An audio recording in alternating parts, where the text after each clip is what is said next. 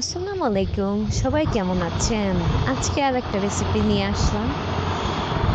আমার চ্যানেলের নামটা কখনোই আমি বলি না। আজকে একটু বলতে ইচ্ছা হলো ইভা কুকিং। তো আজকে হচ্ছে কচুর ডগা ভাজি।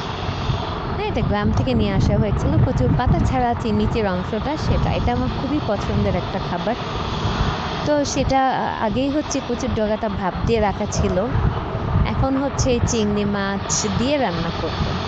তো একটু পেঁয়াজ, কাঁচামরিচ, রসুন দিয়ে একটু ভাজা ভাজা করার পর একটু হলুদের গুঁড়া দিয়ে চিংড়ি মাছটা দিয়ে একটু কিছুক্ষণ ভুল করে গোটা পেঁয়াজ দেওয়া হয়ে গিয়েছিল।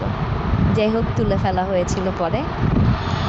এই হচ্ছে একটু হলুদ দিয়ে চিংড়ি মাছ দিয়ে একটু ভালো মতো কষাতে হবে।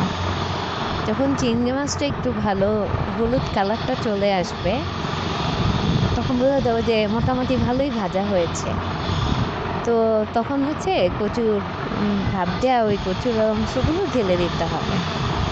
তারপরে এটা ভালো মতো নেড়ে আর হচ্ছে ভাজা ভাজা করতে হবে।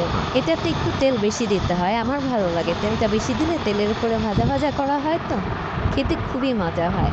আপনারা কারা কারা এভাবে রান্না করে খান কমেন্ট করে জানাবেন। আমার তো এটা খেতে খুবই ভালো লাগে আর আমার তো খুবই প্রিয় একটা খাবার, আমার বাচ্চারাও খায়।